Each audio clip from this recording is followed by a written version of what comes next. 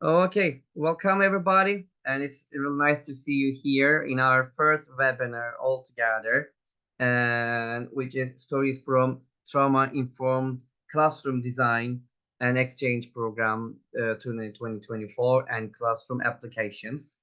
We are going to have 10 speakers and also one plenary speakers in our webinar, and it will take I think 1 hour session, maybe 1.5 hour session altogether. And it's all about trauma informed teaching and learning and your experiences it's going to be. And before starting our this session, and I would like to give a short speech and then we can start if it's okay for all of you.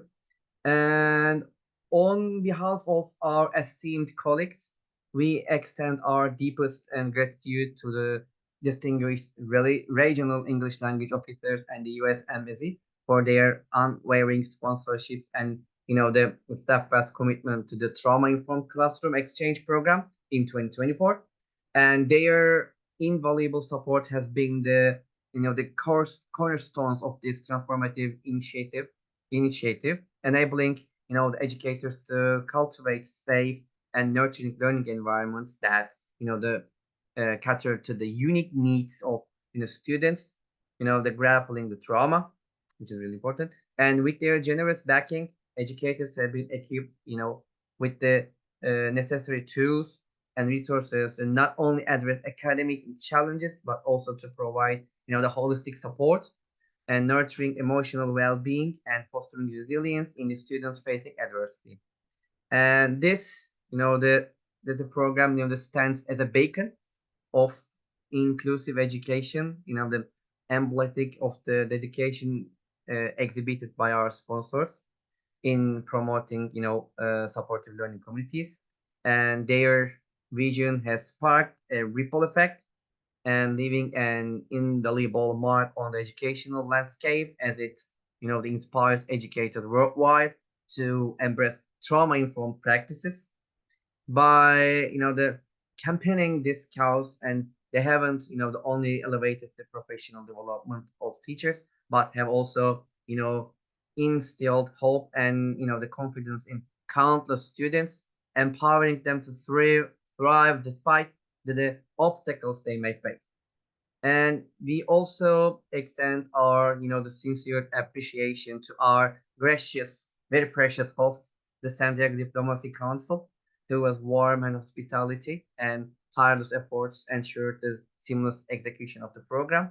And their dedication to fostering cross-cultural understanding and the collaboration has enriched the experience of all participants, like strengthening geographical the boundaries to create meaningful the connections. And furthermore, we also express our gratitude to our esteemed supervisors Lulu, Louisa, Kim Carroll, and whose guidance and the mentorship have been invaluable throughout this journey for all of us. And their leadership and unwavering exactly support haven't the only facilitated our professional growth, but have also inspired us to become, the advocates for positive change in our respective communities. Lastly, and we extend our heartfelt thanks to the numerous individuals and institutions who extended a warm welcome to us during our exchange, enriching our experience and contributing to the collective, the impact of this initiative. While and we may not be able to mention, the each one by name, and please know that your kindness and hospitality have left an indelible indelible mark on us and shaping our perspectives and enriching our practice. Exactly. And your contributions and will undoubtedly, they resonate in our classrooms and communities for years to come and fostering a culture of empathy, resilience, and inclusivity. Okay. Thank you very much. And I hope it's a nice beginning for all of us. All right, then.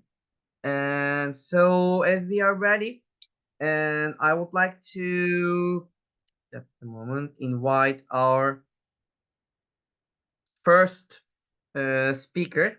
and who is Maria Caroline Ganera. I think she is here. I can, yeah, let her to open her voice. Hello, Okay. Carolina. It's nice to see. Yes. I'll give you. Hello. It's nice to see you. I can give you the share screen. So if you want to share anything, you can do it now. Okay. Yes, And I will. Well, I'll try to do it. Well, first oh, of all, I would like to greet you all, my dear friends, from the program. Nice to see you. Nice to know you are okay. Okay. So while planning this, remembering so many moments there, important, meaningful moments. So it's really fantastic to see you again and to see Ms. Janine Dara. Hi. I was a participant on one of your presentations at TESOL. And I'm doing something, yeah, I'm doing something related with your topic. Okay, so let me see if I can. I'm not so good at Zoom. there's a screen share button. Yeah. um,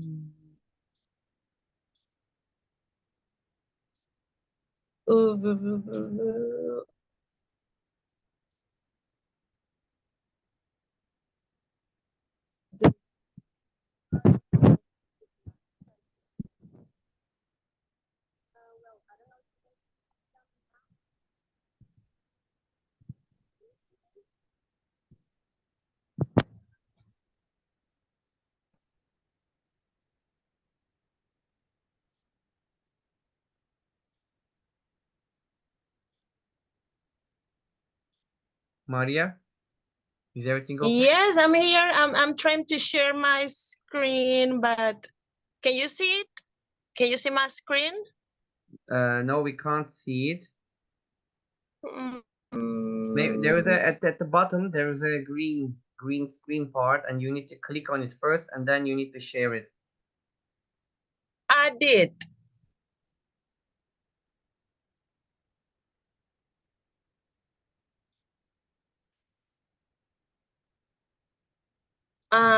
What about now? We can't see. Well, so I'm going to Maybe continue without screen sharing. Is it okay? sure if you want, no problem. Uh, okay, yeah. If not, we are going to be uh, Ah, yes. taking. Now it's okay. You share your screen. Okay, okay, okay, okay, okay, okay. Uh-huh. Can you see it now? Yeah, we can see it now. Wonderful. Okay, nice. So, well, this first part is about me. Well, all of you friends know me, Maria Carolina Guanare. I'm currently working at UPEL Maracay. That's a public university, a trainee teacher university in Aragua State, Las Delicias specifically. There, I'm head of the language acquisition area. Okay. And also, I'm currently working as an access program teacher. Okay. That's a program that depends on U.S. Embassy. And well, at least here in Maracay, we work with teenagers, high school students, selected from several high schools here in Aragua State. Mm-hmm. Okay. Um, well, some insights I uh, got to understand and take with me during this exchange program was trauma informed design or trauma sensitive teaching. is this second name is assumed since trauma-informed designs is more related probably with psychology professionals, okay? And we teachers are not professionals in that area. So we work probably with trauma-sensitive teaching because maybe trauma-informed design, it's just a matter of names. It's more related with the psychology and more professionally related to that area. Okay, so it says that we should assume trauma for every individual so he or she can be provided a safe, compassionate environment, okay? So maybe we are not in charge of researching, investigating what's going on with every student that comes to us. But instead, we can give them, provide them with a comfortable space to learn, in our specific cases, to learn a second language, okay? Probably, as it says in the second part, it's been used before in classrooms, okay? We have seen several teachers use some elements belonging to this design, but maybe it didn't have a specific name, perhaps, or it wasn't so organized and systematized as it is now, probably.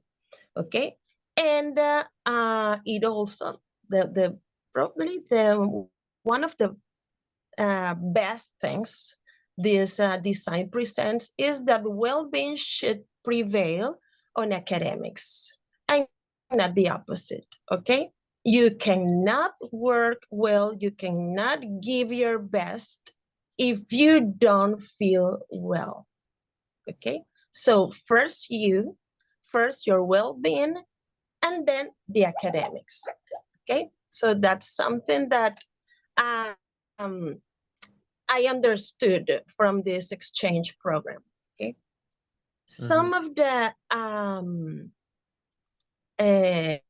elements that caused me personal impact during this program I'm sorry. I don't know if you can see well. Well, I have some photographs here. This one on the Black History contribution on San Diego, specifically at Coronado. Okay, it was interesting to know that, to be informed about all of the elements Black people provided to this area. They will specifically and well explained, but Fern, okay, our dear Fern Nelson there in the picture. Also, the way the system at high, in this case, High Tech Elementary Explorer here in the picture, okay, a system that is, at least to me and to the area I come from, a system that is totally new and that needs a commitment from both parts, teachers and students. Totally new and undoubtedly, since or due to the atmosphere I could feel there at that place, it seems to work very well for teachers and most importantly for students. Also here with the Barrio Logan Community College, the level of influence parents have on the results students must have in high school development, okay? Let's see that from all of the elements, all of the things we shared during our exchange program, they are like the ones that cost most impact on me. Okay, so well, I think that's all. All right. Okay. Thank you very much, Maria. It's nice to hear your experiences about it. Thank you. Thank you. Okay. So now we can move to our next speaker. And I think Yvonne is not here, but so we will skip Yvonne. So instead of Yvonne, I think our third speaker, Hannah Abdelgai, is she here? If she's here, Hannah, can you just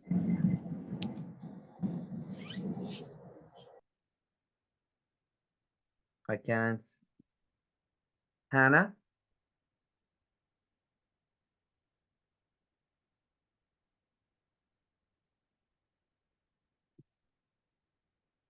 Yeah, Hannah is here. Yes, hello, Ah, Volkan. hello, I Hannah. was on mute. How are you and how's I'm fine. everyone? Okay, wonderful, Hannah. Okay, it's now your turn, Hannah.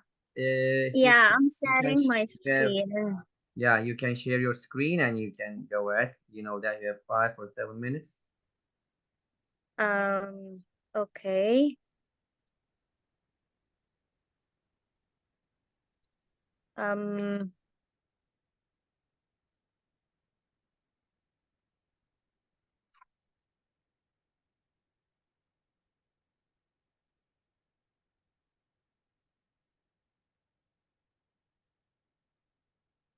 All right.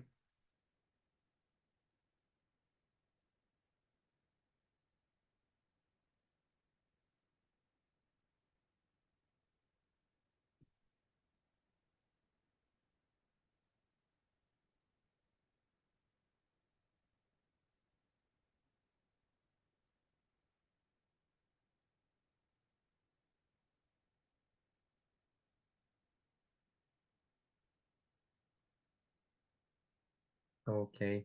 All right, Hannah, just a moment. I will handle it.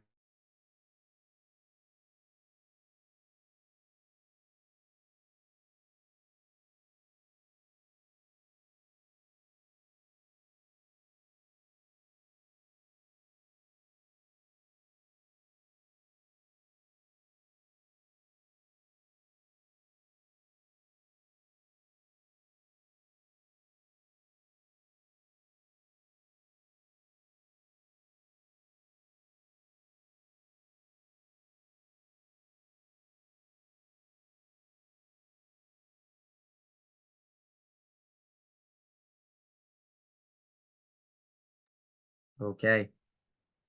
So just a moment, Hannah. Now you can can. you zoom in, Volkan, so we can see the full screen? Sure. Go ahead, Hannah. Thank you very much. You're welcome. Hello, everyone. My name is Hana Abdelghani. I'm from Egypt, and I'm pleased to be part of this event today. I'm actually here today to share a highlight of a social emotional activity that I have applied with my students. Before we start, let me tell you more about my background. I work as a learning and development officer at an international NGO in Egypt. It's called the European Institute for Cooperation and Development. And I am mainly responsible for the design and development of the soft skills program for our secondary school students. Volkan? Yes. Okay, so before telling you more about the circle of control activity, let me tell you a brief about my students. They are in their first year. They are 14 to 15 years old. They study in a technical school and they are specialized in electro maintenance. They come mostly from underserved areas in Cairo and in Alex. They are enrolled in a 3-year soft skills program. It's called Maharat, and Maharat is an Arabic word that means skills. So the activity that I'll be explaining today is an activity that I have incorporated in their year 1 path, in which we focus on developing their intrapersonal skills. Okay. So in year 1, we already have the self-control module, and inside this module, I decided to incorporate the social emotional activity, which is the circle of control. I'm not sure whether you are familiar with this activity or not, but now I'll give you more details about it. As you can see in the picture, the materials that you need for this activity are hula hoops. And the hula hoops here represent our circle of control. And then I have different slips of papers or cards that have different ideas or behaviors or actions. And our students have to work together to sort out those papers or cards to be either inside their circle of control or outside their circle of control. So, for example, in one of the papers, they had my actions or my words. So they put this inside their circle of control. While in another card, they have people's beliefs or the weather or natural disasters. So after the discussion, they put this card outside their circle of control. So the interaction method used here was the group work, as students were divided into smaller groups while working on sorting the cards inside or outside their circle of control. And as a follow-up, we had a whole class discussion. Actually, this activity focused on different skills. Volkan. Sorry. We focused on self-regulation, coping with anxiety and stress, resilience, proactivity, and many different other skills that come under the bigger umbrella of social emotional learning. Next, please, Volkan. Okay.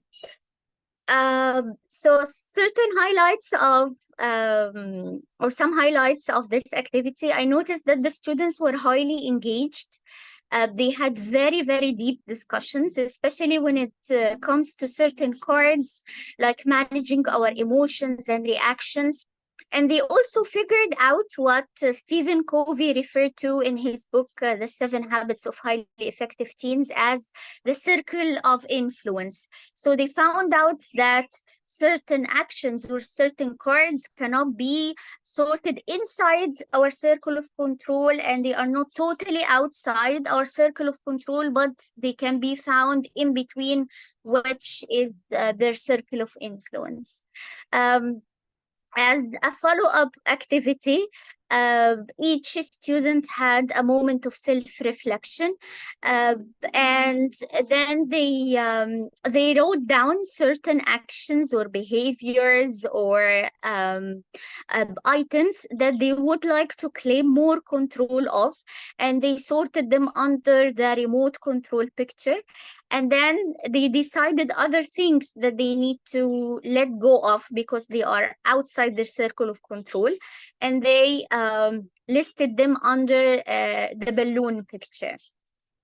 So this is the activity that I wanted to share with you today. Thank you very much. And here you will find the QR code for a whole description of this activity that I found interesting and helpful while planning and applying the activity. Thank you very much. Thank you very much, Hannah. Thank you for a nice, this insightful session.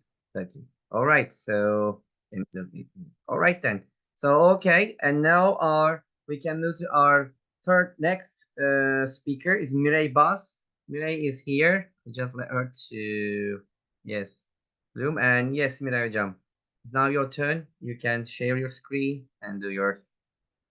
Okay. Can you hear me, Volkan? Sure, we can. Clear. Okay. Hello everyone. I am Miray from Iskenderun, Turkey, and I live and work here in Iskenderun, where the century's biggest natural disaster occurred on the 6th of February last year, and that's why all the people around me are in trauma nowadays. So let me introduce myself first, and I'm going to touch this point again. I'm a graduate of English language teaching department. I've been teaching English for 21 years in a public high school. My students are between the age of 15 to 18. And I'm also running a USA Embassy and Relo supported local project that is called Be the Voice of Girls, which I'm proud and honored of being the coordinator. And maybe this was the reason I have been to the TESOL 2024. I had the chance to be an exchange student there, and it was one of unforgettable experience of my life. Because I myself also was in a big trauma, and maybe I'm still in trauma. Natural disasters are the things that we cannot control. Of course, all kinds of traumas cannot be controlled, but if it's a natural one, you lose your control every time, and you feel very traumatic. And today we are here because all the speakers here and I had the chance to attend to TESOL 2024, which has the theme of trauma-informed design, education, and classroom. We learned a lot about the importance of social emotional learning. Volkan Hocam. Social emotional learning was ignored by lots of the authorities of education in every field of the world, because as parents, as teachers, we always focus on the academic learning. If a student is academically successful, we say, okay, that's a wonderful boy, that's a wonderful girl. We just evaluate their value according to their academic careers. But when I've been to the States in that program, I really was impressed by the importance of social environment, social emotional learning process during the path of the academic career of an individual, because the academic career is not a very easy thing to be caught. It's like a path. It has some stones, some holes during the life, because they are little child, they are children, or they are teenagers, they are not adults, and they have to struggle with lots of new things, new experiences in their lives. But when it comes to school, and when it comes to the classrooms, when we observe for example, sometimes we call the parents to have a meeting, especially monthly or each term. We call them. Whenever they come, the first question they ask, how is the lessons for my student, for my daughter, or for my son? They just focus on the academic career, Volkan Hocam. But very few of them are dealing with their child's emotional mood. They don't ask, even if their child their child is in a good mood. Is everything okay with the friends, with the school, with his environment? They don't care about it, unfortunately. And I'm sure if we want to be successful in teaching, as the teachers, our priority should be the students' social background and their mood on that day. I mean the term wellness or well-being mood. I just want to give a short definition of what trauma and what is well-being. Trauma is an umbrella word. It has lots of subtitles under it. Physically trauma, emotionally or mentally, or something like that. Sometimes people what confuse these two words, stress and trauma. But trauma is the umbrella word. It combines all the types of stress maybe person should see. And when it comes to the wellness, wellness is not only being successful academically, you know. Wellness is often taught only in physical health term, such as eating healthy food, getting enough physical activity, but wellness can be defined as being sound in mind. We should hear the mind of our students, and this is what I really impressed by the TESOL convention. I learned that if there is something wrong with your student, you can't even teach him just a little word, just a little word. If he is not ready to learn something, you can't teach him. Whether if you are a professor, whether you're a new teacher, it never would.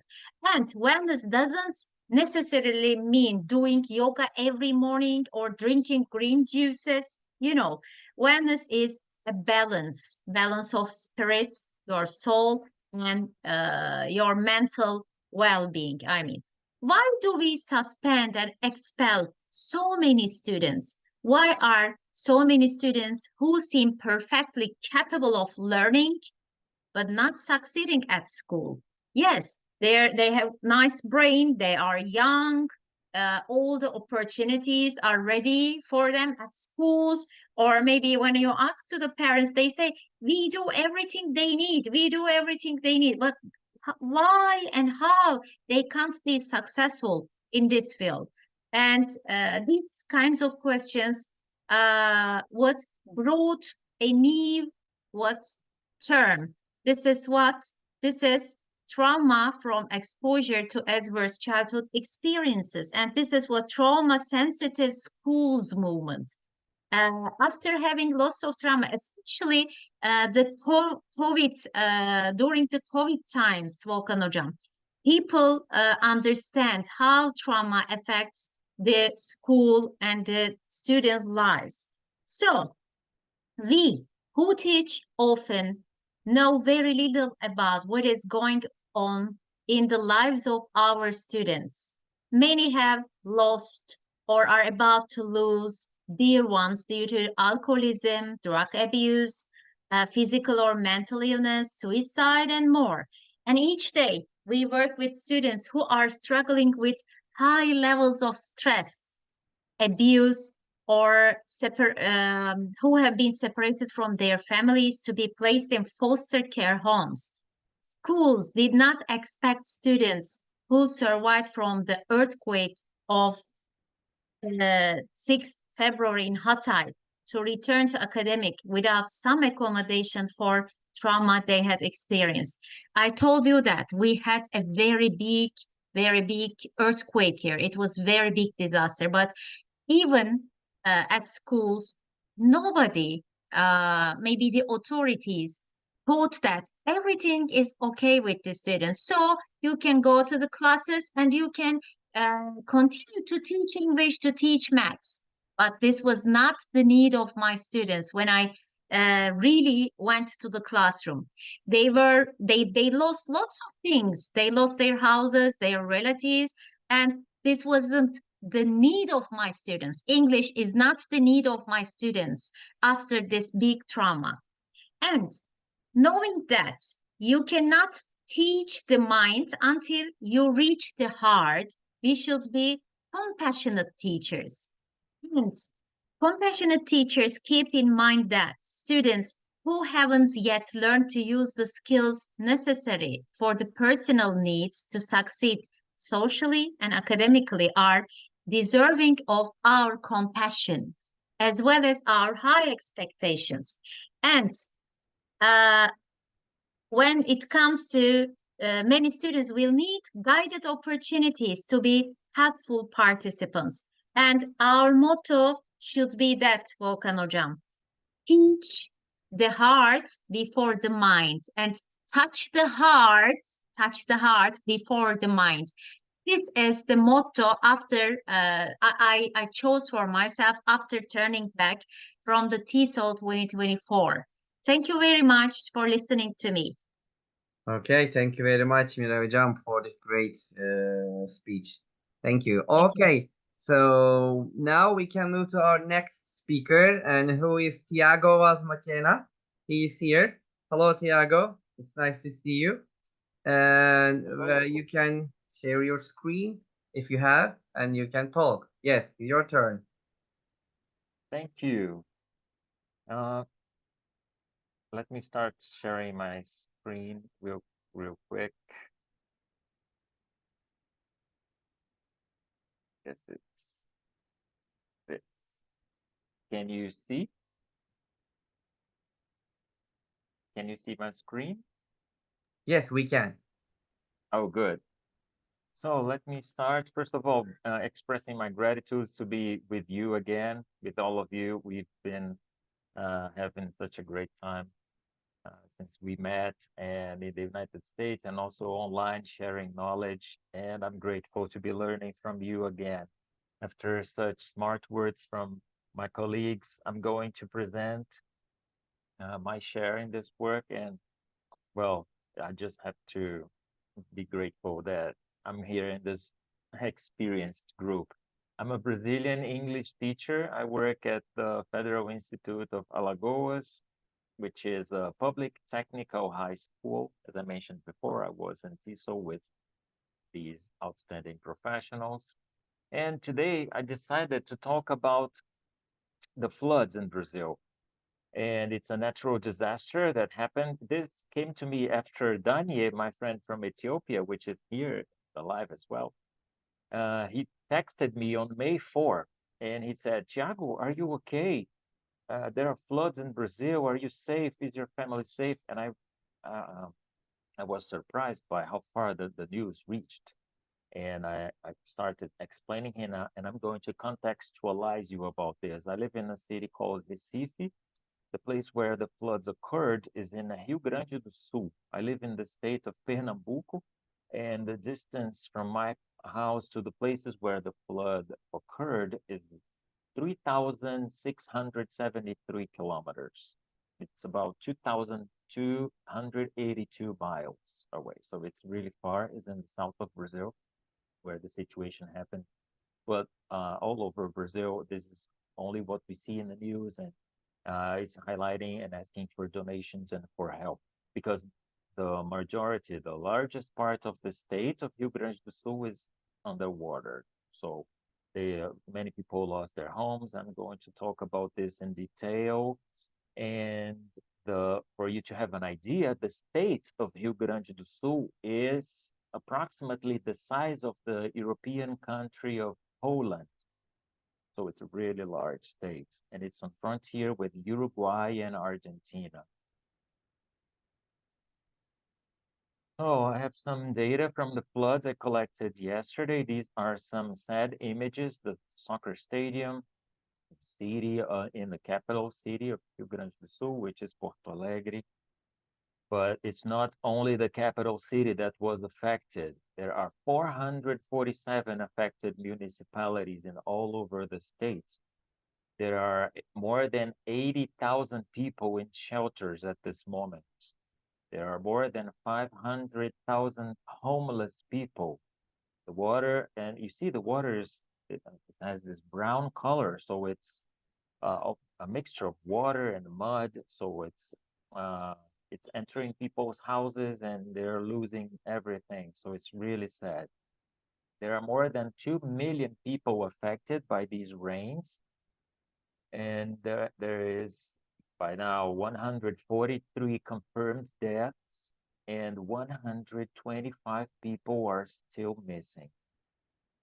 And it's really sad that we are living this situation, and I'm here to share with you and also bring some insight in spite of all these natural disaster that occurred in the south of Brazil.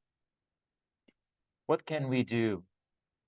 First, my first idea is to gather a group of teachers who are willing to plan trauma-informed design activities for elementary and high school students. We can't reach the teachers right now. People are still trying to have a place to live or have food to eat and water to drink.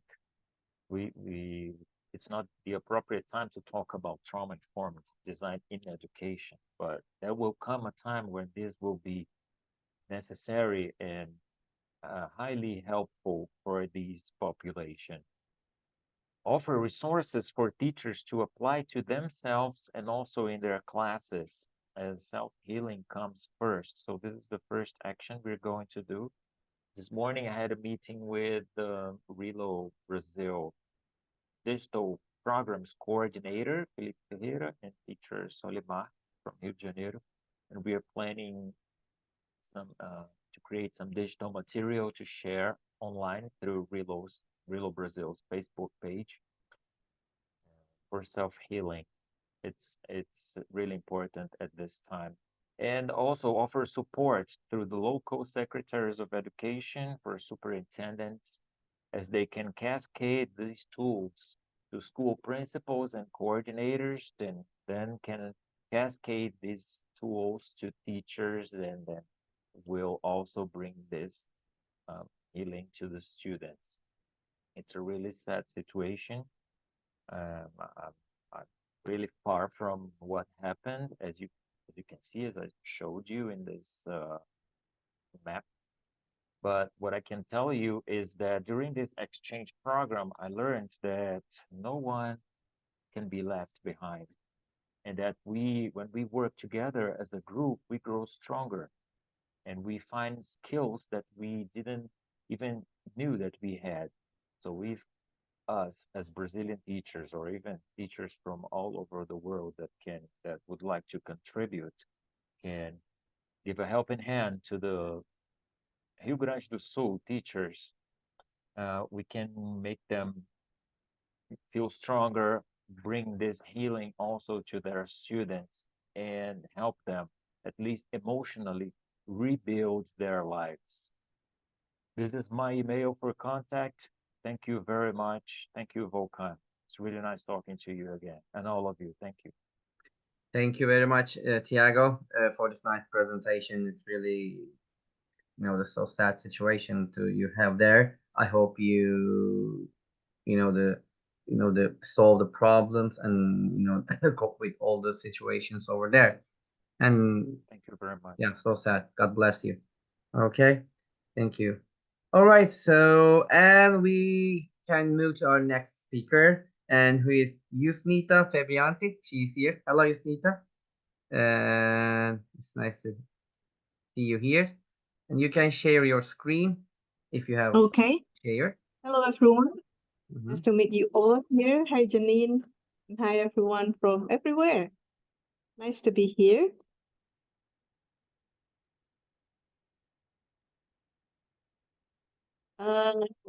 Everyone, it was an honor for me to be a part of the trauma-informed design program with Reem in the US a couple of, I guess, weeks ago now, almost months ago.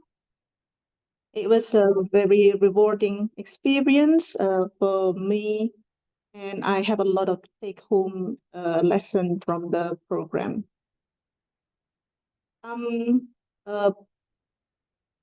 I'm situated in a higher education setting here.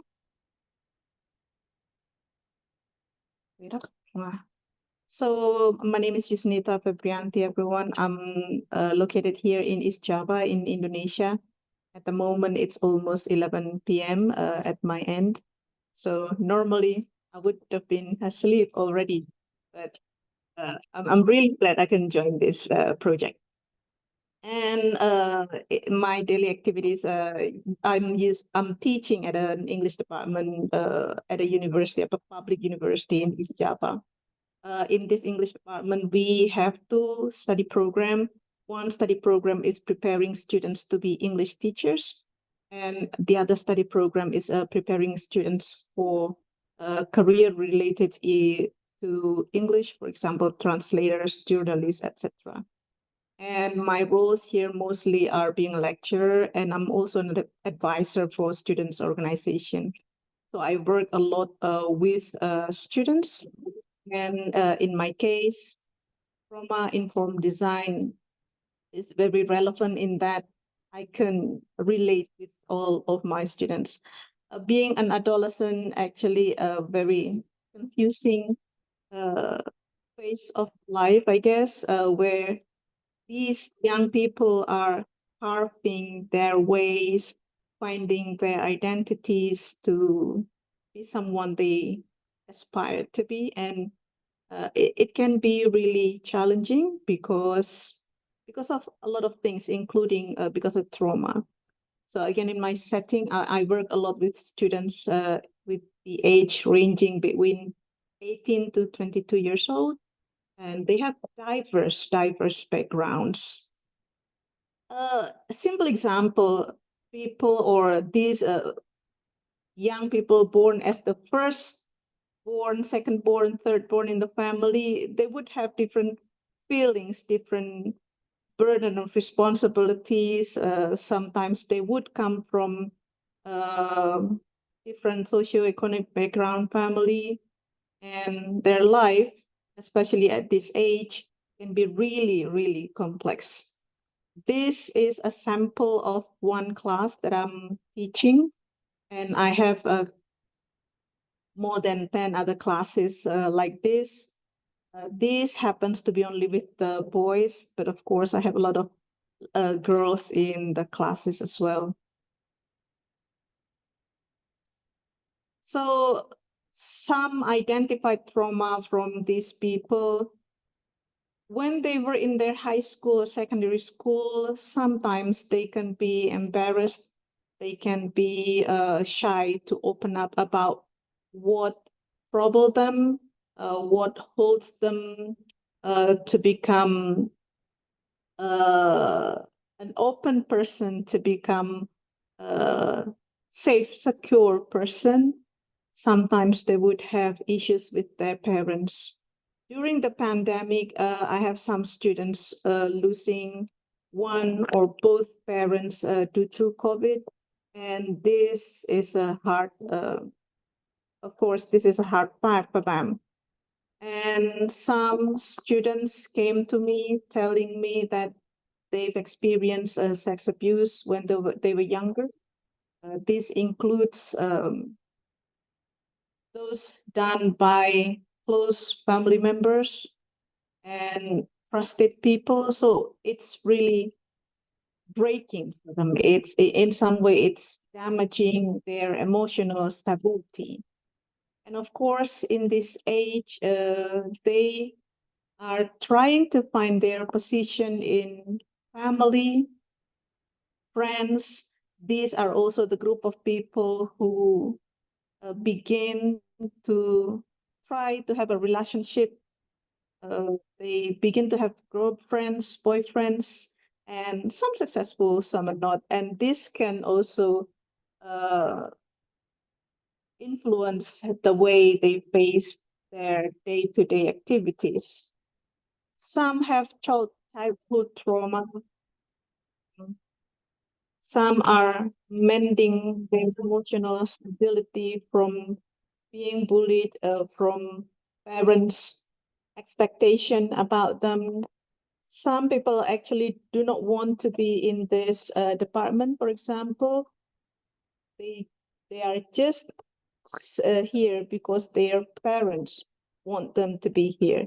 And it actually creates some sort of a burden for them. That's, of course, on top of other or their main job as a student in the university. So they have burden from academic issues, as well as they are people who just entering into adult life. They need to manage their own finances sometimes. And some people would come from different cities into the university. And when they are put in a new place with a lot of strangers, they are still trying to put trust into the right person. And it's not always smooth. I mean, some people are just not trustable, and it just so happened these people or these students experience this type of trauma.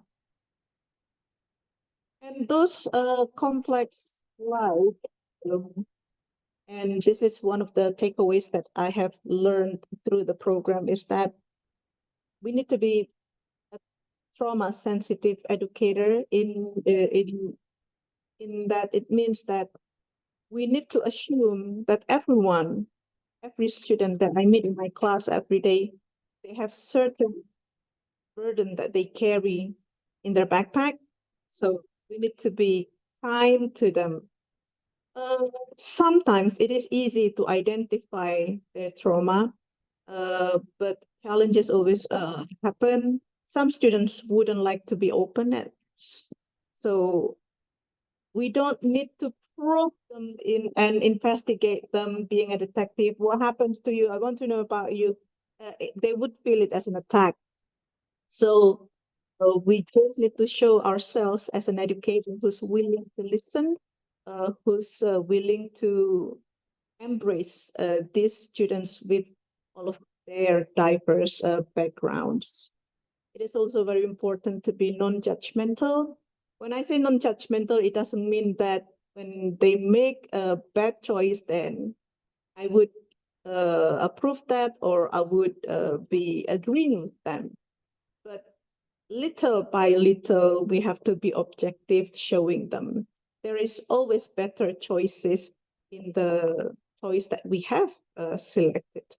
So sometimes it would take time to talk to these students about this complexity. My main responsibilities with these students, of course, is dealing with their academic skills, in teaching them linguistics theories, how to be a teacher, and or however, I would be negotiating with the time, negotiating with the curriculum syllabus, trying to make time for one-on-one discussion with my students, if they are willing to talk about it, of course. Because when we force them, then it might cause them even more trouble, maybe being required to talk. And communication is a key with these young people. We really need to be careful. We, as an adult side in the higher education situation, we need to be willing to show that we are there for them, that we are a safe place for them to go when they have issues that they want to talk about. We don't always offer a solution. Sometimes some problems, the causes of the trauma will not be solved. When your parents died, I can't bring them back to life, of course. However, we can be with you in dealing with your day-to-day life challenges. We give you insights. We can share with you experiences that we personally have, or we can take examples from others. I'd like to close this share by quoting Maya Angelou, an American poet, that people will forget what we said, people will forget what we did, but people will never forget how we make them feel. So I aspire to be an educator who would make my students feel safe, secure, feeling comfortable to talk about what's burdening their mind, their soul, and 5-10 minutes of chats with them will hopefully be valuable for them. Thank you very much, everyone. Thank you very much. Thank you, Yusnita, for this insightful speech. Okay, so let's move to another speaker. And so our next speaker is Svitlana Batsmai. She is here writing. Hello, Svitlana. Okay, I can see you. Hello again. Can you hear me? So, hello everyone. Can you hear me? Yes, we can hear you, Svitlana. Great. And if you okay, so So I'm studying my presentation. You're It's my wonderful. pleasure to participate today at this wonderful meeting. And I'd like You're to thank welcome. Rukia and Volkan for welcoming all of us here. So you can see the flag of the USA because this is the country. I do hope that you can see my presentation. So this is the country where all of us got acquainted in March 2024. As all of us, the whole team participated in Access Exchange Program 2024, Trauma-Informed Design in Education. So just a moment, I want to share the next slide.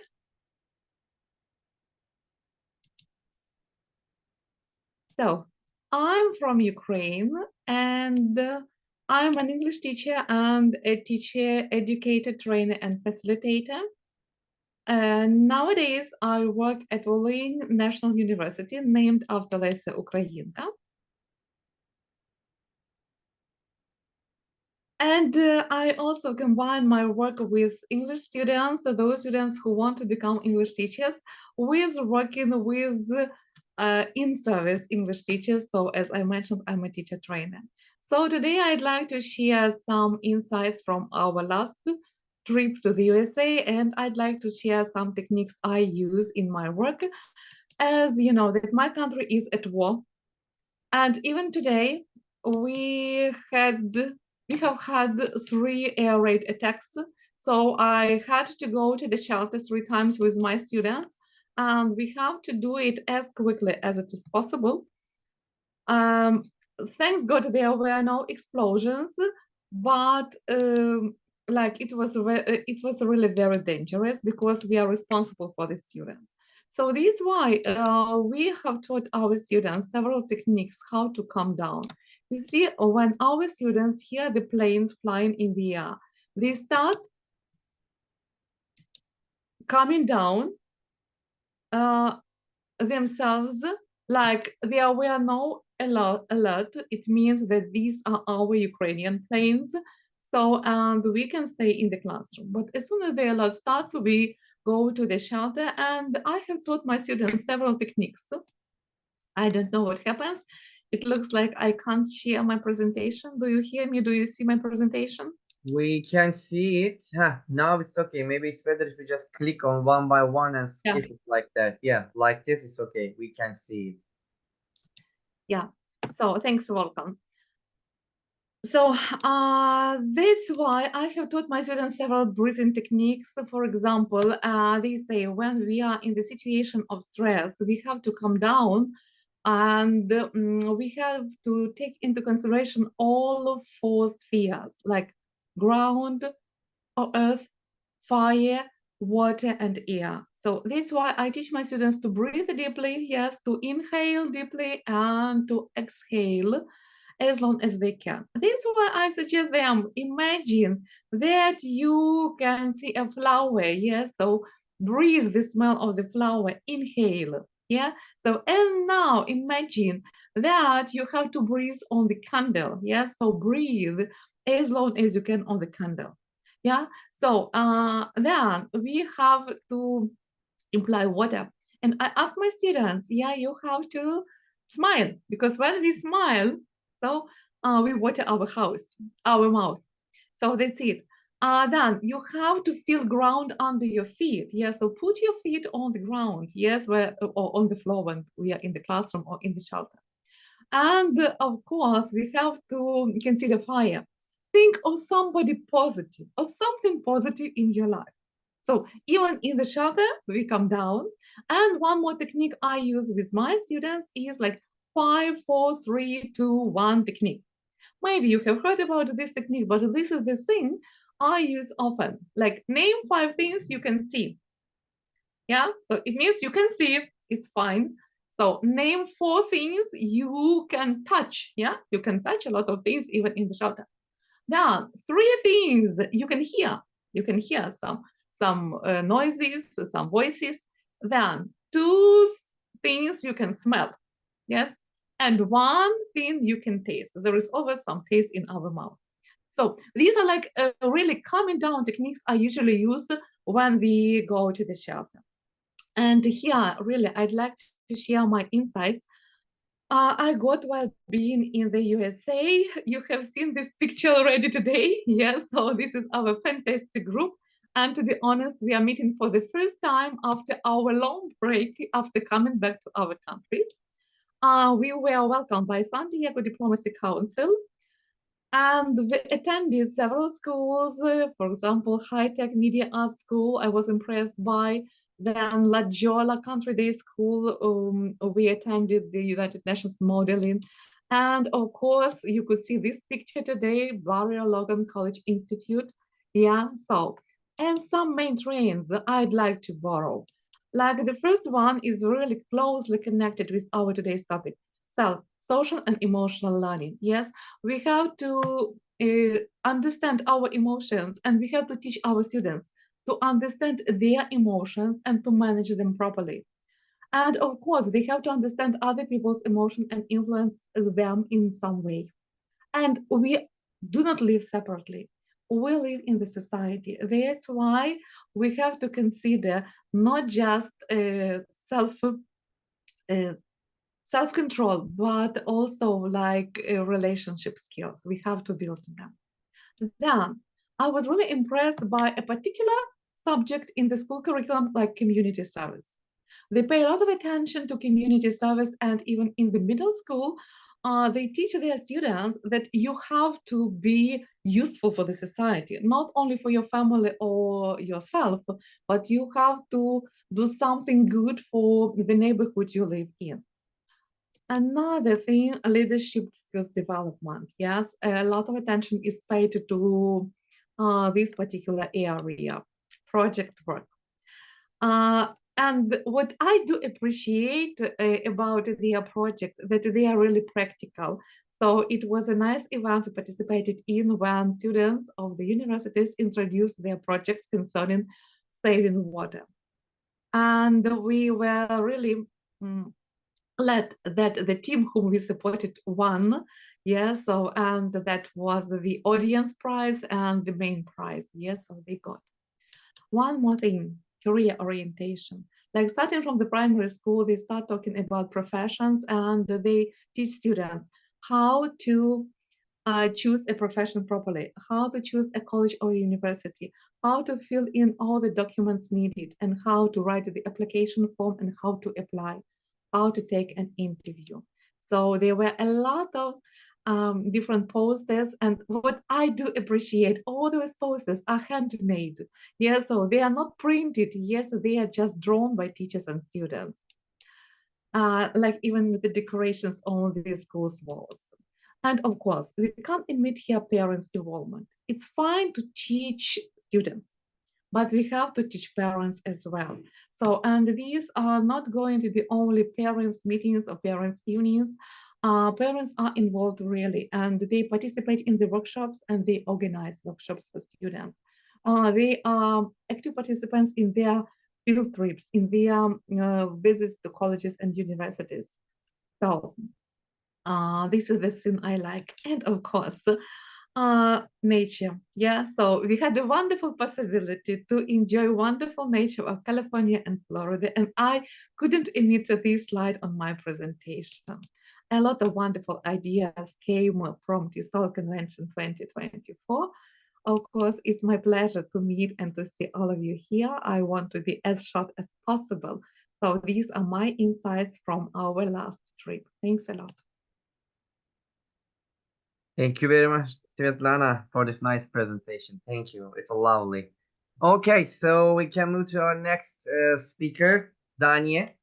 And I think Danye is here. I can see that. Hello, Danye. Yes, Oh, wow. It's great to hear you, Danye. Hello. nice to meet you guys. Thank you very much, Danye. Okay, it's your turn, Danye. And if you have your presentations, you can share. Okay, thank you very much. I'm You're gonna give welcome. you a short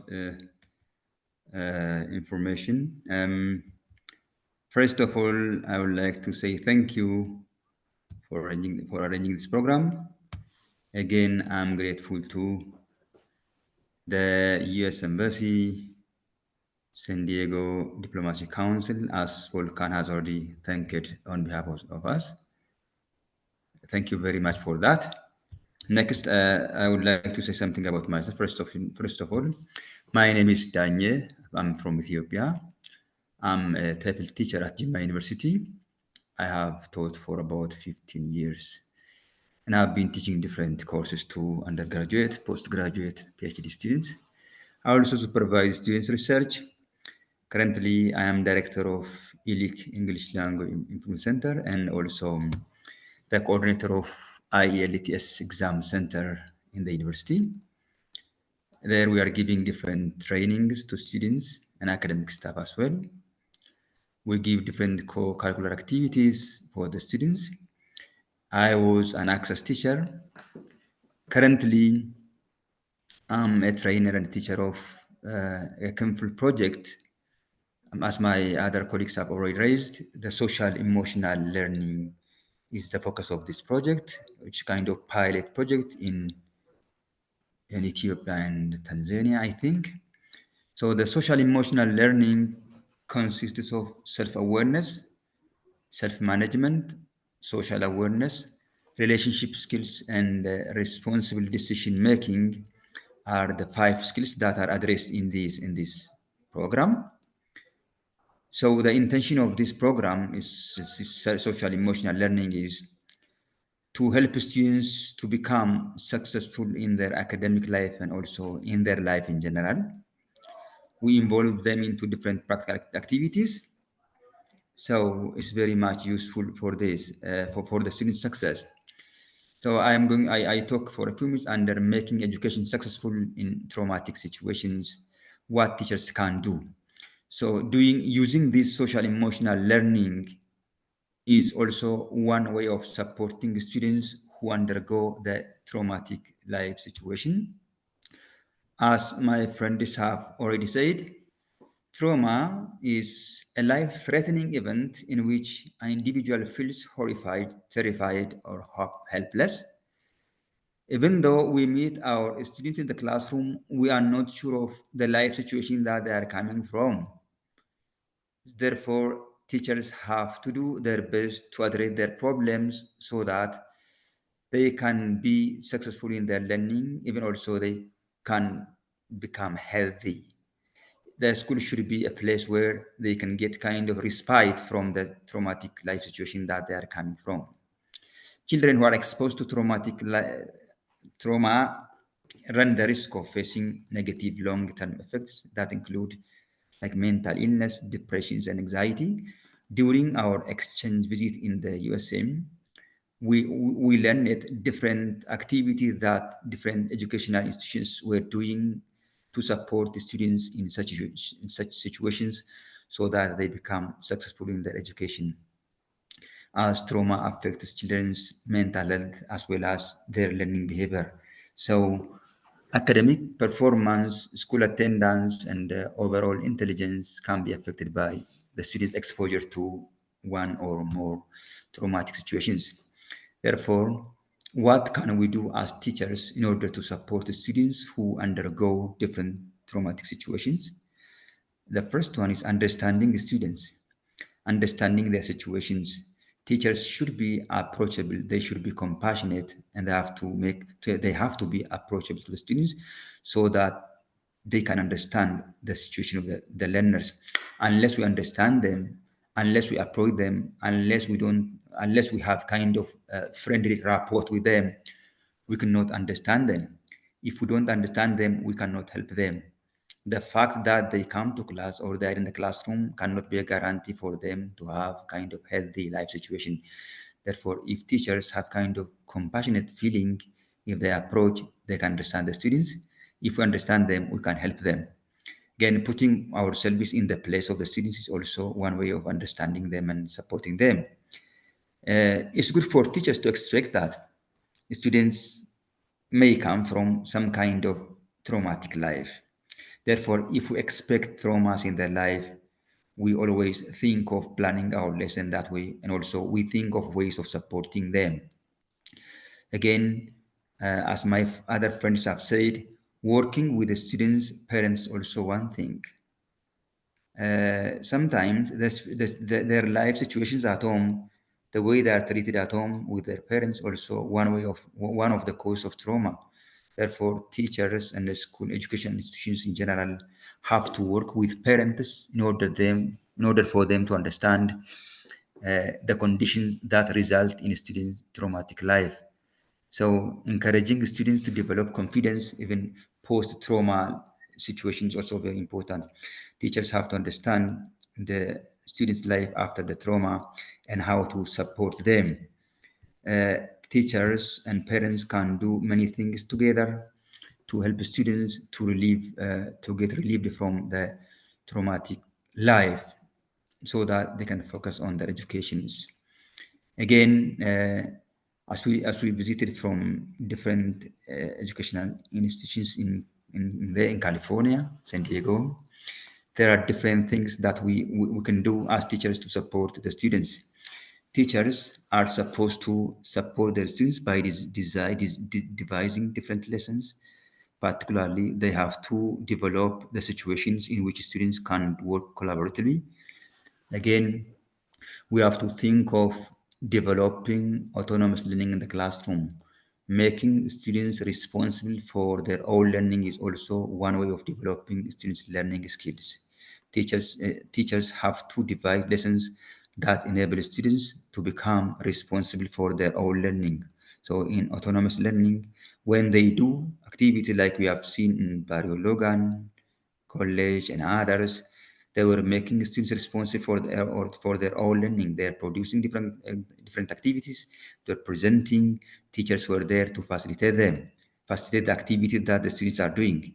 Therefore, making students responsible for their own learning, supporting them to be self-reliant is also very important. Above all or more than anything, teachers should be able to understand their student situations in order that they can learn well. They can also be relieved from the situation that they are in. So this is the points I have. Thank you very much. Thank you very much, Dania. It's really nice for your speech. Thank you. Thank you. Okay, so let's move to our last speaker before our plenary. So quickly, I would like to invite Rukia. Are you here? Let me find her. Yeah, I think she is here. Thank you. Thank you so Hello, much. Rukia. It's all your turn, Rukia. Thank you. I don't know if you're able to share my slides for me. I've sent them to you if you've seen them. Sure, just a moment. If you give me a second, I'll do it. Hi, everyone. I hope you're all well. I wish I could engage with you and maybe get to know what the weather is like where you are. You can share in the chat if you're able to type.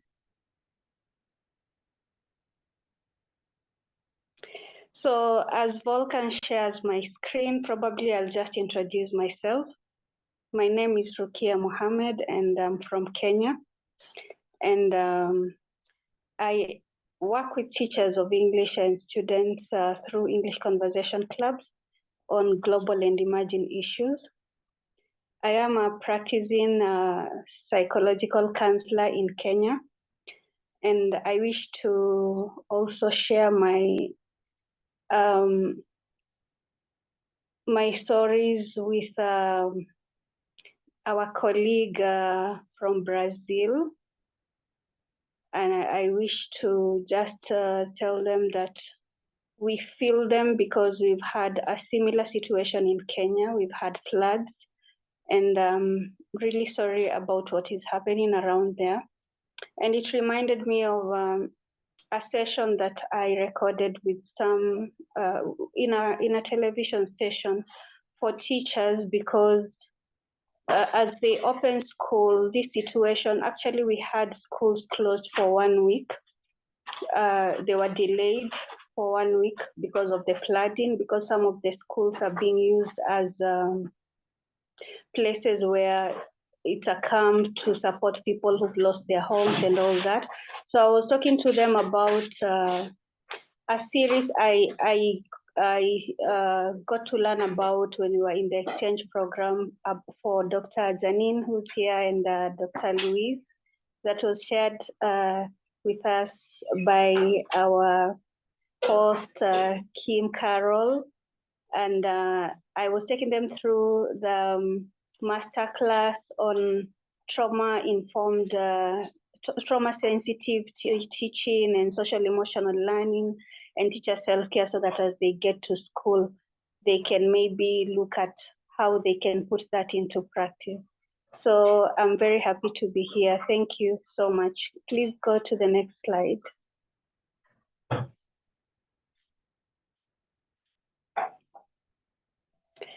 So I wanted to share this because many of the things have been shared by my colleagues. I've been working with learners for a very long time on issues of trauma and all that, and both in the classroom, and I see them also in my counseling room, and I've always wanted to make them excel. So I was very excited about everything that we saw in San Diego in the exchange, and I cannot share all of them. So I want to share this particular slide whereby we went to High Tech High School. This is a project-based learning school. They fully practice project-based learning. And as one of my colleagues said, all the things that we saw on the walls were student-made. The picture on my right side, which might be on your left side where you are, it was during the Black History Month, and this is a lady who's climbing the stairs. So the ladder, meaning showing that even girls can excel in their in life and in careers and all that.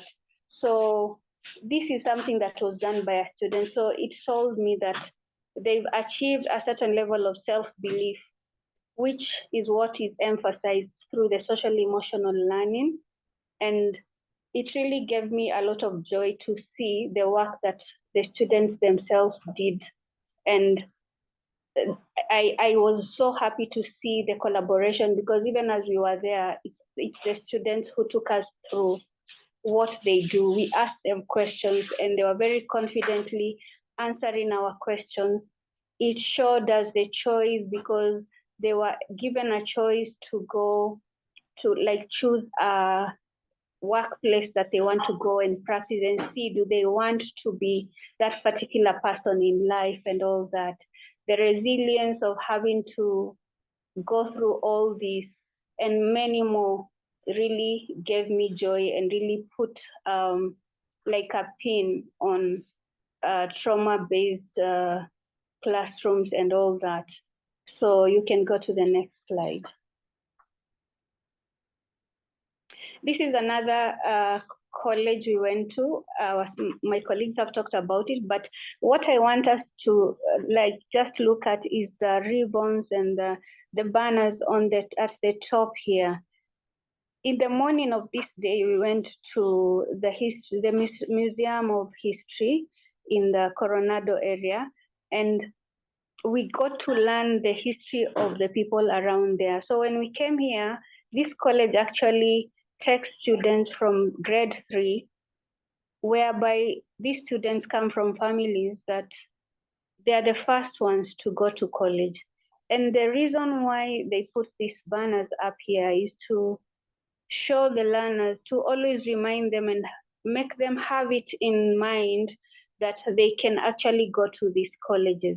So this is another thing I learned, and is one thing that is emphasized in the social emotional learning and the trauma sensitive classrooms, how you arrange your class, what you help the learners see really can have an impact in their mindset and all that. So you can go to the next slide. This is our team. I couldn't leave without showing this, and I know it brings back good memories. So you can go to the next slide. And I say thank you for this opportunity and for everyone who's here. Thank you so much.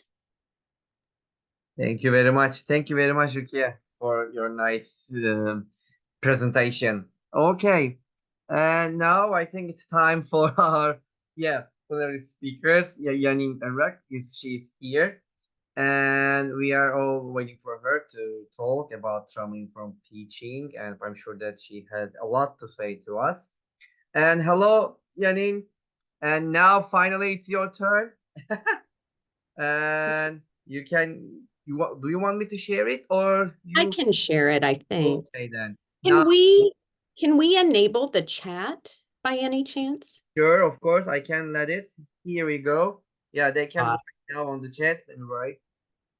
Wonderful. Everybody write in the chat box now. Okay.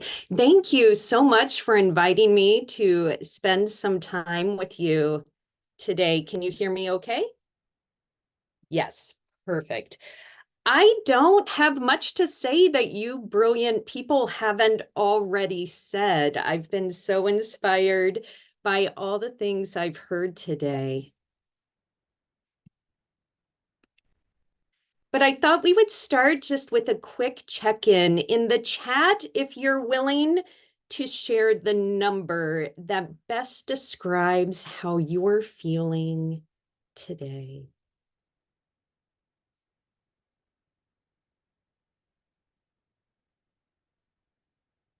Nine. Heavens. Oh, and 10. We're off the charts. I love it. I bet it's late for some of you. It's morning for me. Thank you for sharing. We know that if we can identify our feelings, we're better able to manage our feelings in productive ways. So I like to start every class, every webinar, every talk with a quick check-in for how we're feeling. And if we're not feeling so great right now, I do hope by the end of our time together that you're feeling just a little bit better. So today, I'm going to share briefly. We've already talked about what trauma is, so I don't need to give that definition. An overview of how trauma affects the brain and learning, some classroom strategies to support students who've experienced trauma, and briefly, secondary trauma and strategies to support teachers.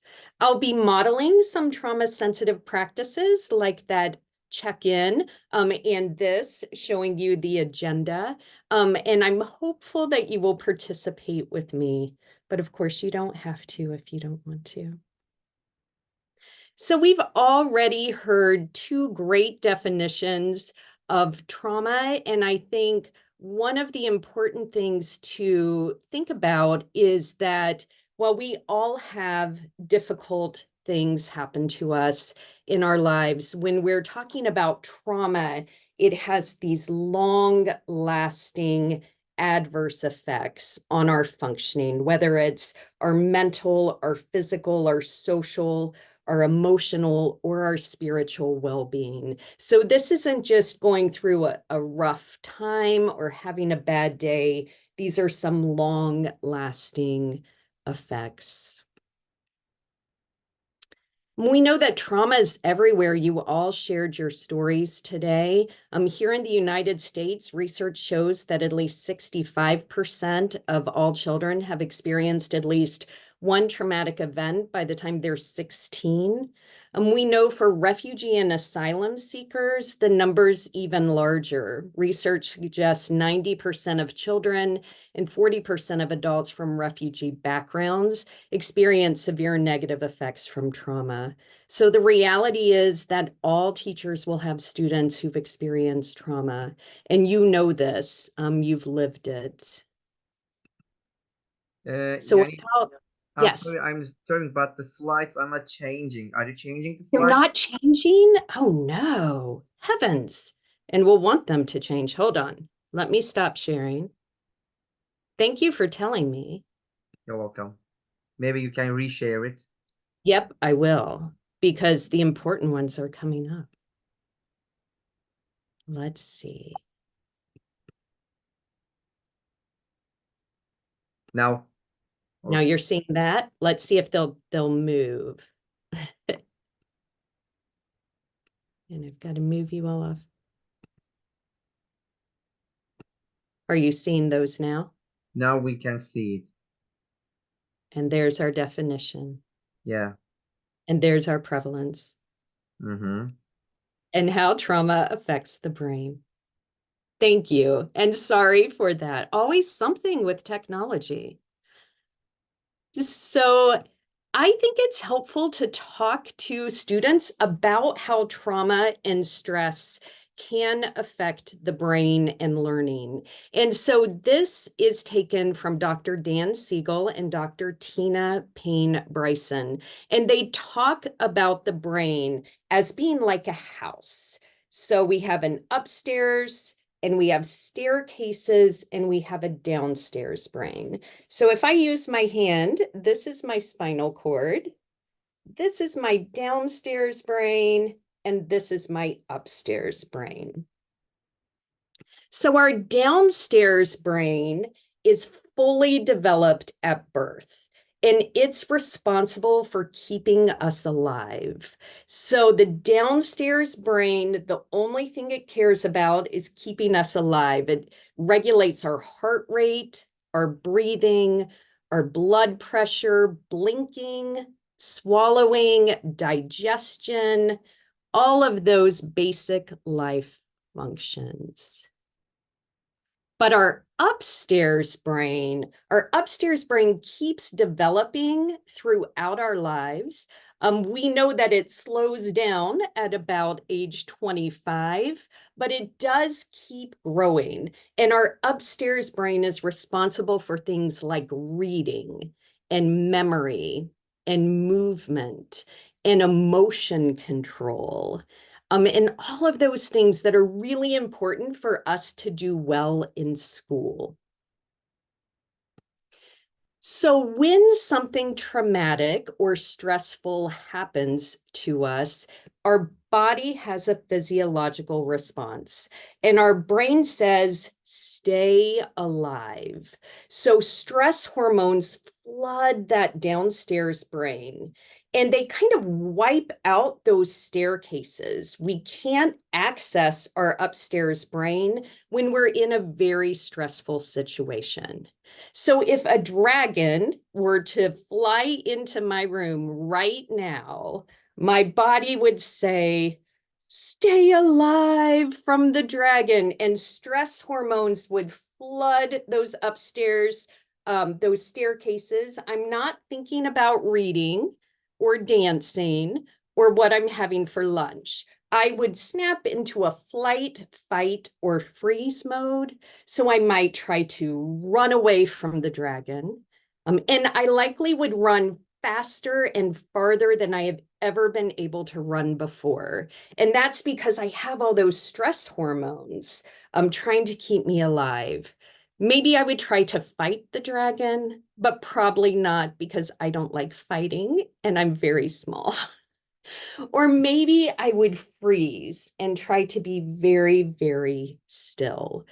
So we, in stressful situations, are in that downstairs brain. And we know that if we spend a lot of time in our downstairs brain, it can damage those staircases to access those upstairs parts: memory, attention, processing information, thinking, and managing behavior. All those things we need to do well in school. So I thought we'd stop for a minute. That was a lot of information, and do a quick breathing activity. This is called starfish breathing or 5-finger breathing.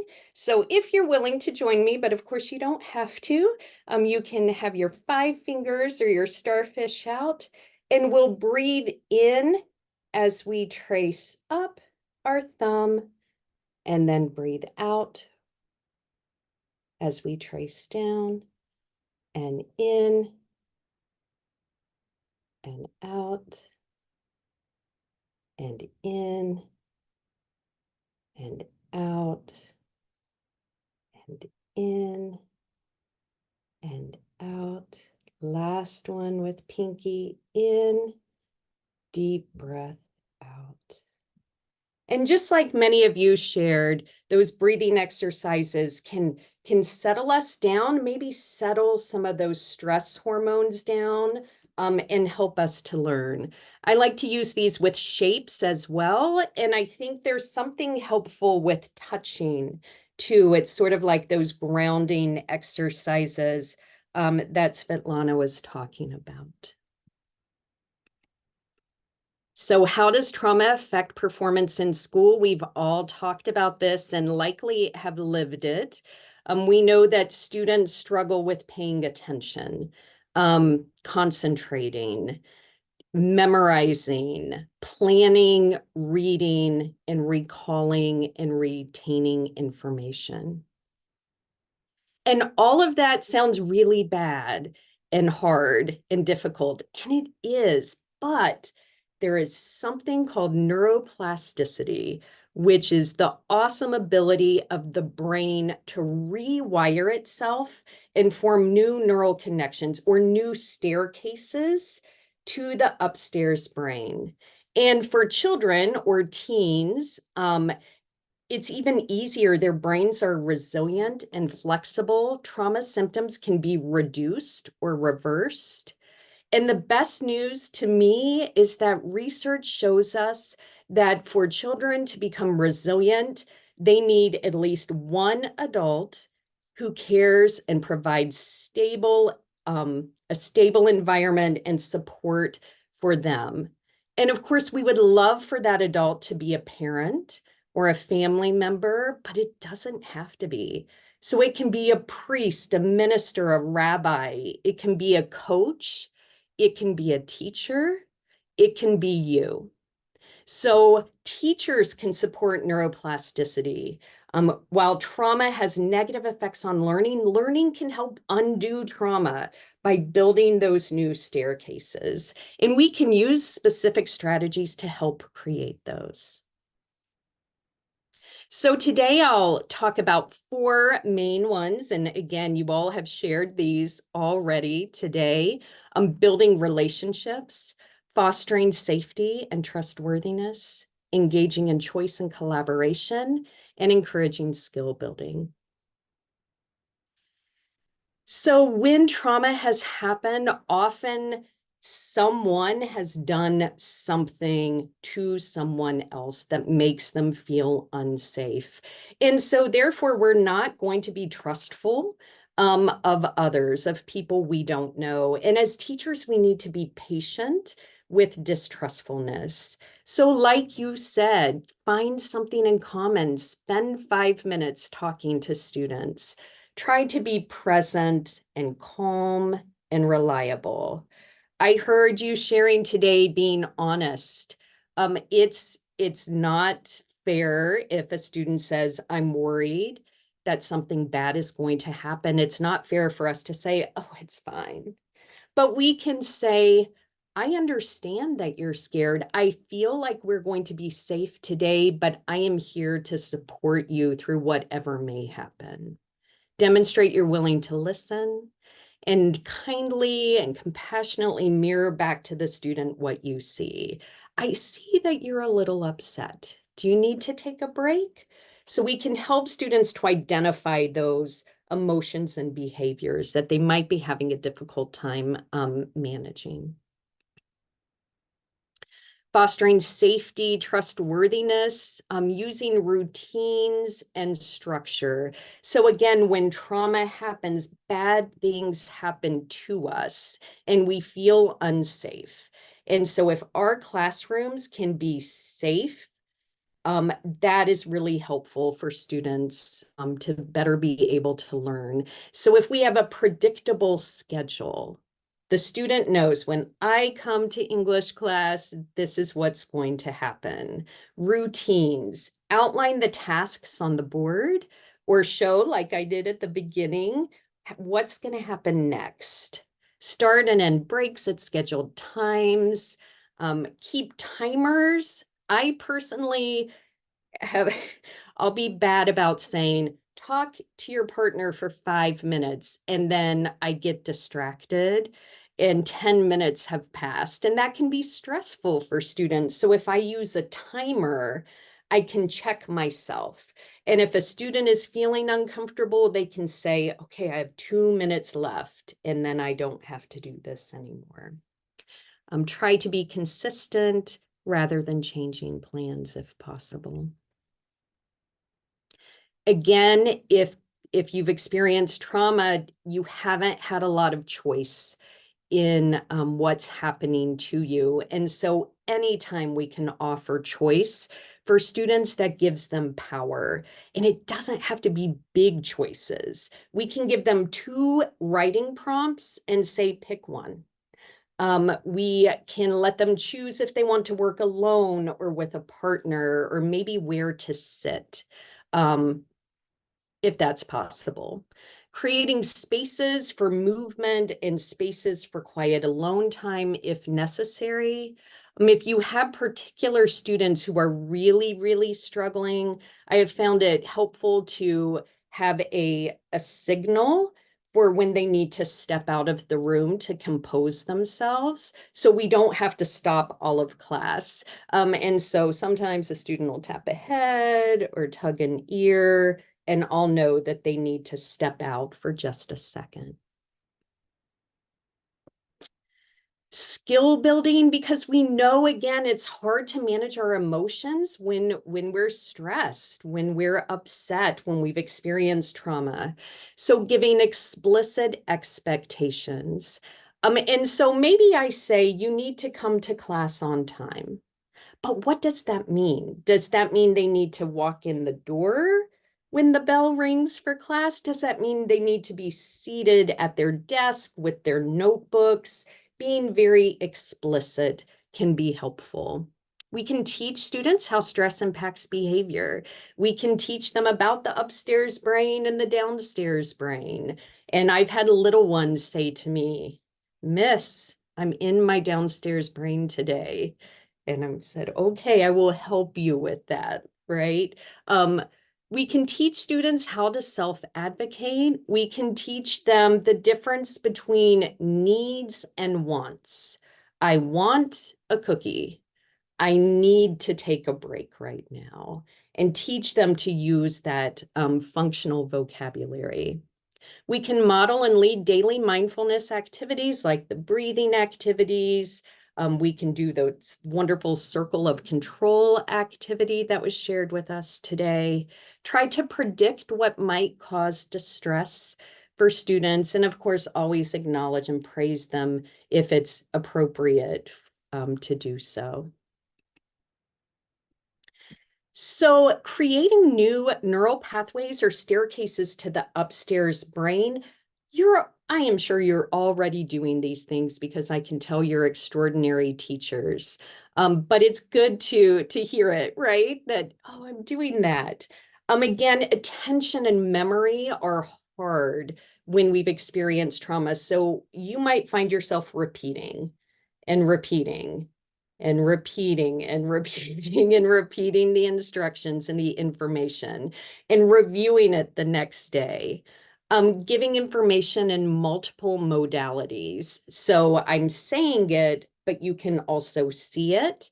And maybe one of those staircases will get to the upstairs brain. Using concrete examples and graphic organizers, flashcards to help with repetition, images, and those KWL charts, what I already know, what I want to know, if we can show those so students can be reminded of their growth.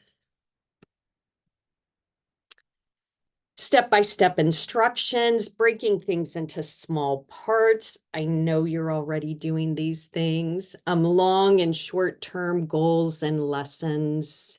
Using authentic materials to make those relationships with students, having them bring in song lyrics or a menu or a recipe can be helpful. If possible, if we can focus on the present. So when students have experienced trauma, it might be very painful to think about the past. And maybe they're just trying to get through the day, so it's really difficult to think about the future too. So if we can focus on our learning space right now, sometimes that can be helpful. We want to be careful when we require assignments connected to families. We know that many students have lost family members, have been displaced from family members. They may have complicated relationships with family members. So we want to be careful about requiring that. We know that you can heal from trauma by engaging in the arts. So if it's possible to include writing, drawing, movement, dance, or music, that can be helpful. We want to encourage our students to share their stories with us if and when they're ready to do so. And what an honor and privilege if a student does want to share their story with us, but we don't need to know. That's not our place.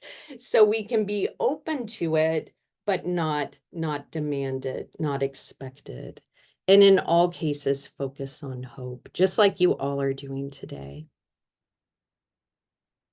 So we had already done the smell the flower breathing exercise, which I love very much. I also love smell the soup for younger students. So if you're willing, grab your bowl of soup.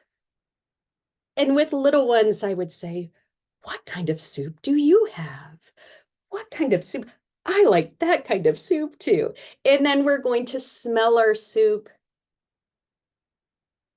And now let's cool our soup. Let's smell it one more time.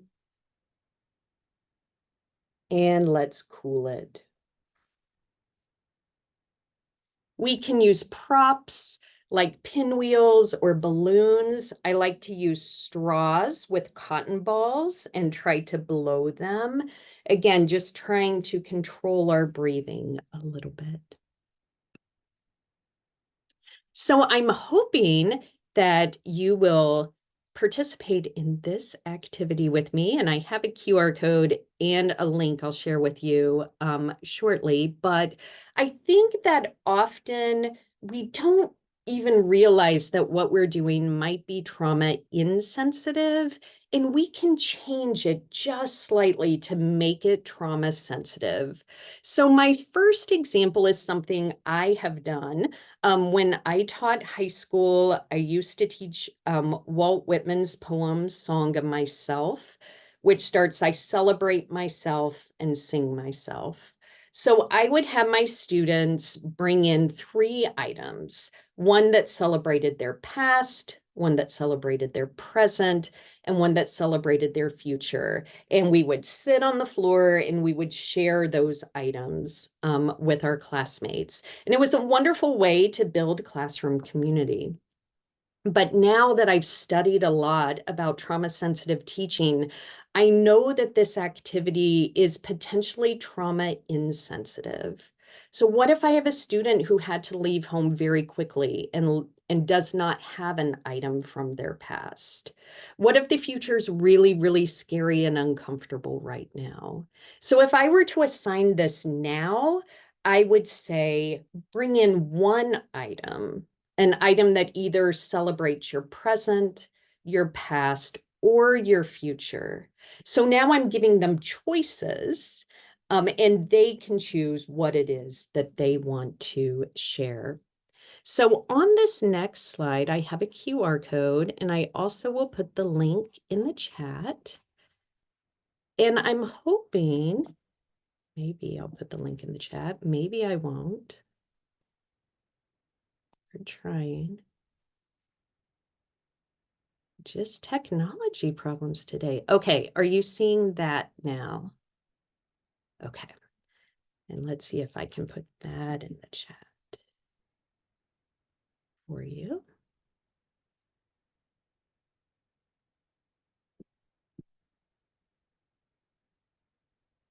You have that in the chat now?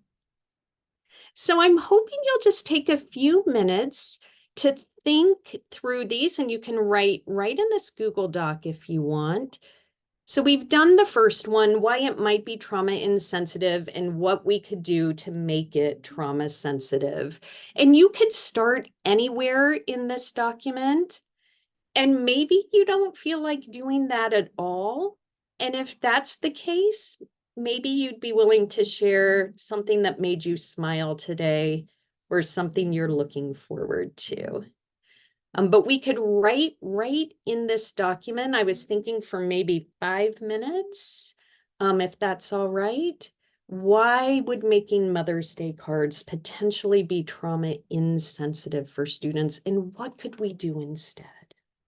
So I'll set a timer.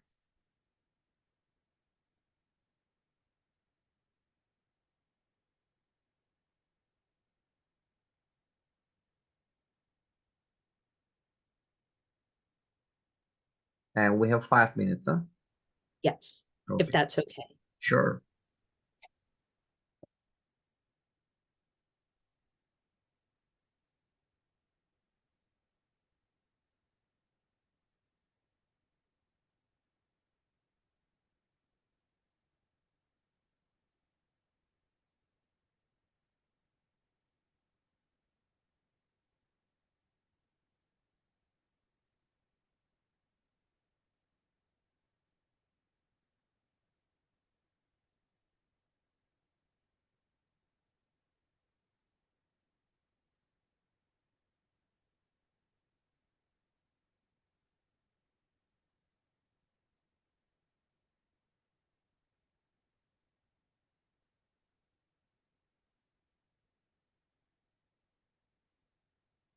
Thank you for participating. I see many of you in the document. I appreciate it.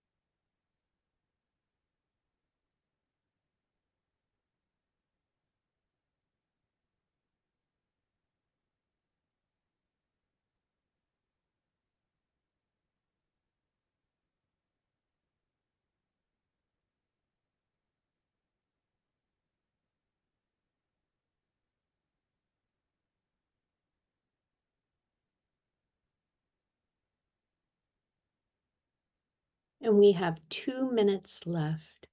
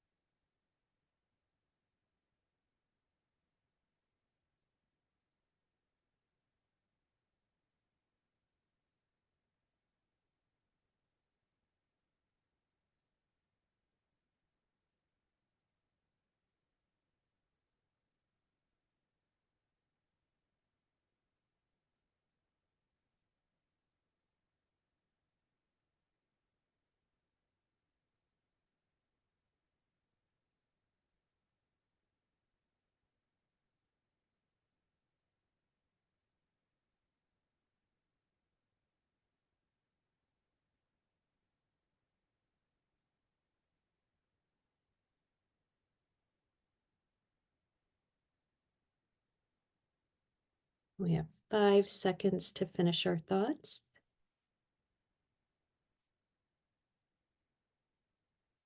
Are you seeing my slides now? Yes, awesome. Thank you so much for participating in that activity. You have fantastic ideas, and I hope you see how we can just make small little changes if we think ahead of how something might be triggering or traumatizing to a student. We don't have to throw out all our wonderful lesson plans. We can make tiny little changes to better be able to support all our students. So I do want to take a minute to talk about secondary trauma and compassion fatigue, which I'm sure you all know about. But teaching is hard, and research shows us that teachers experience as much stress as paramedics and police officers. We often are on that first line of defense with students when they're having a struggle with their mental or emotional health. Teaching was ranked as the #1 most stressful job in the UK when compared to other stressful occupations. Here in the US, 40% of teachers leave their jobs within the first 5 years. So we want teachers, great teachers, to stay and support students. And one of those things we need to do is to take care of our own well-being. I don't know why there are little hearts all over this slide, but I like it. I feel the love. So, secondary trauma research shows us that in hearing someone else's trauma story, we can physically feel the effects of that trauma as well.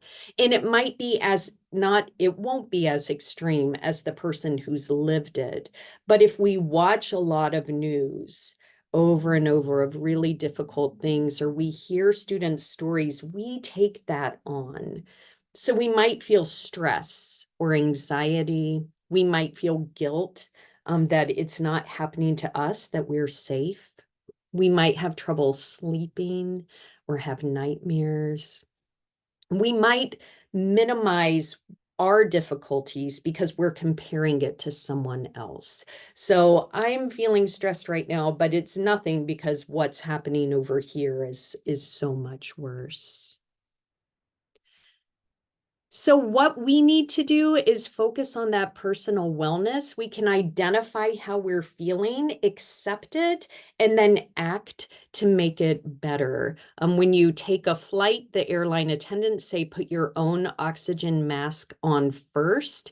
And we need to do that too. We cannot be good for our students if we're not good to ourselves first. It is not selfish to take care of our own personal wellness. And if we want to stay in this career for a long time, we need to prioritize our own wellness. So eating well, trying to get enough sleep, exercising, getting outside if it's possible, making time for pleasurable activities and relaxation, even if it's just 10 or 15 minutes a day.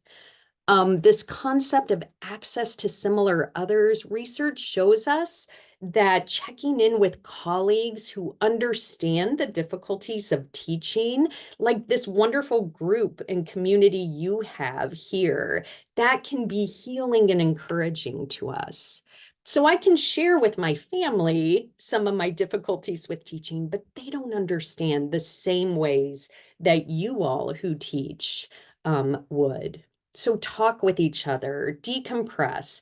You can complain some, not just complaining. Let's share successes too and encourage each other. And of course, in all cases, if we're feeling that we cannot take care of our own well-being, we should seek professional help. So to conclude today, I'm hoping you'll take just a few seconds to think about one thing you can do for yourself today that will bring you joy and peace.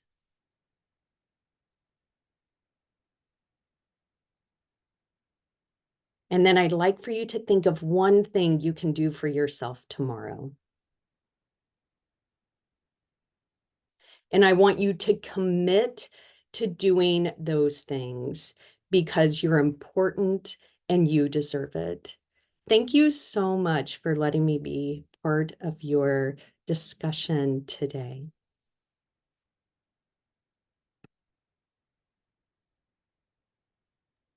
Thank you very much. Thank you very much, Neen. It's a great pleasure to listen to you and about the trauma informed teaching. And as a last plenary, we had a really great, the ideas from you. Thank you very much. And now it's time for question and answer sessions. We have 5 or 10 minutes to do it. If you have got any questions, please raise your hand so I can give you the turn to talk and ask. If you have any questions.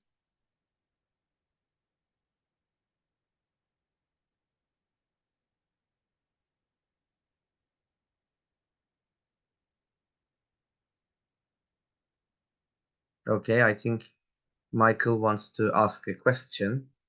Yeah, here you go. Hello, Michael. Hello. You can Really, ask I'd your- like to ask some few questions, because I was invited by a friend, Tiago, of course, he's a Go very ahead, good please. friend. Yeah, we came from Brazil. I'm in the same state of him too.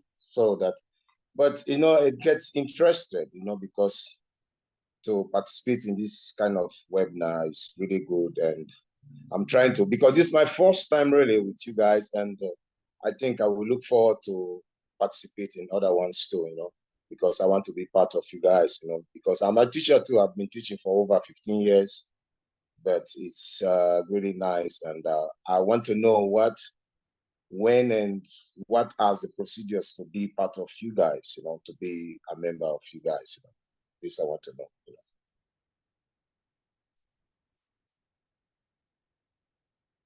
Hello?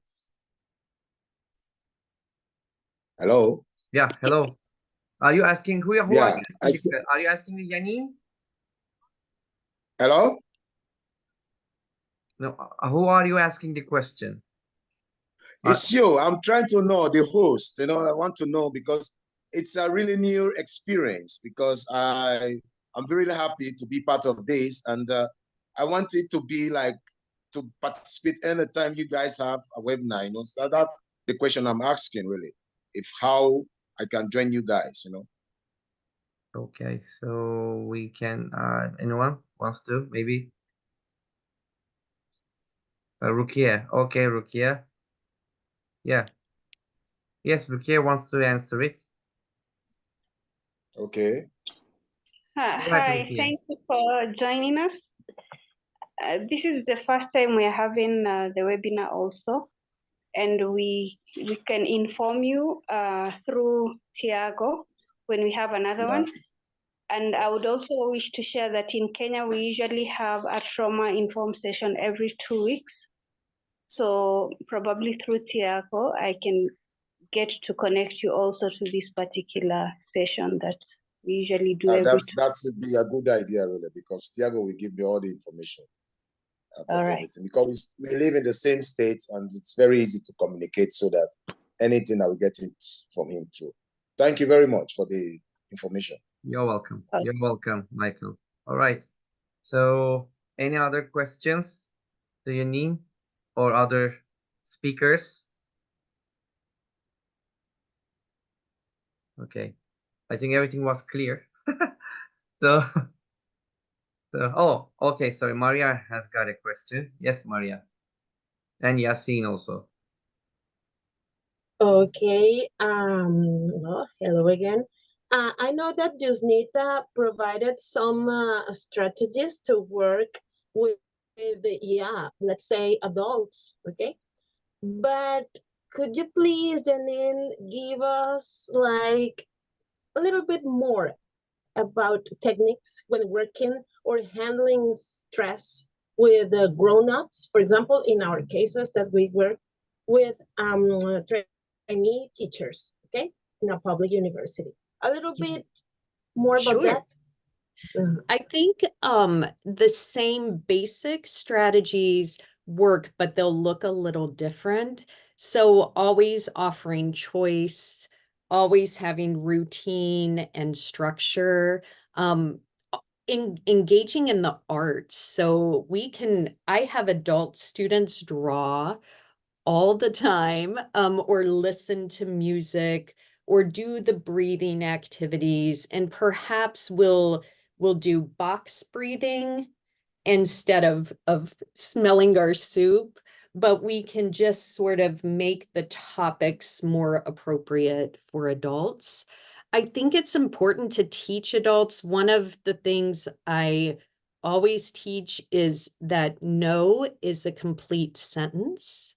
And so it's okay to say no to some things. I think adults take on too much. So one piece of advice I was given that has been very, very helpful in my life, I can't remember who said it, but they said, when you are presented with opportunities, you ask yourself two questions. One is, do I have to do it? So there are things we have to do for our job or because we are a parent or a child or whatever. But there's some things we don't have to do. And the second question is, will it bring me joy? And if the answer to both of those questions is no, then we can say no, like, thank you, but no. So for this opportunity, did I have to do it? No.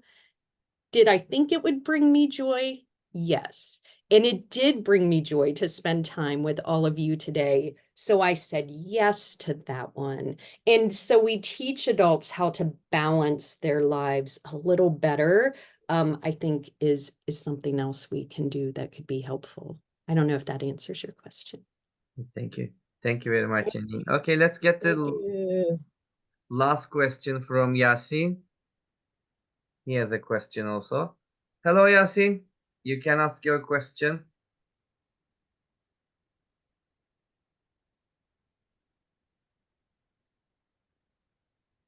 Hello? Hello, Ah, my hello, name Yasin. is You can ask your hello. question. Okay, my name is Yasin, and I'm from Djibouti. I've been teaching for 15 years. My question is that sometimes I just meet with some of my students who are complaining about even their parents, and they say that our parents are in a misunderstanding situation, and that is causing us problem, and it can be an obstacle for us to continue even our learning. So how can we solve such a problem? Okay. Yes, Janine. Thank you very much. I don't know that we can solve the problems. I want to solve all the problems for all the people, but I can't. So I think what we have to do is control our space and make it a safe learning space for all our students. So while I can't help what's going on at home, I can maybe give you resources if there are supports or people who could support them in their community. And right now, I'm going to also focus on my space and have my classroom be a safe and supportive environment. Like that circle of control. What can I control and what can I not? So I can maybe give you resources to help you talk with your family or depending on what the situation is, but also be very present and give that little bit of time each day for students to feel safe to learn. Thank you. Thank you. Thank you very much, Janine. Thank you, Yasin, for your question. And there is also, actually, I said last question, but also one more question here. Let me take it, and then we will stop our webinar. Let me hear. Yes, Ahmet.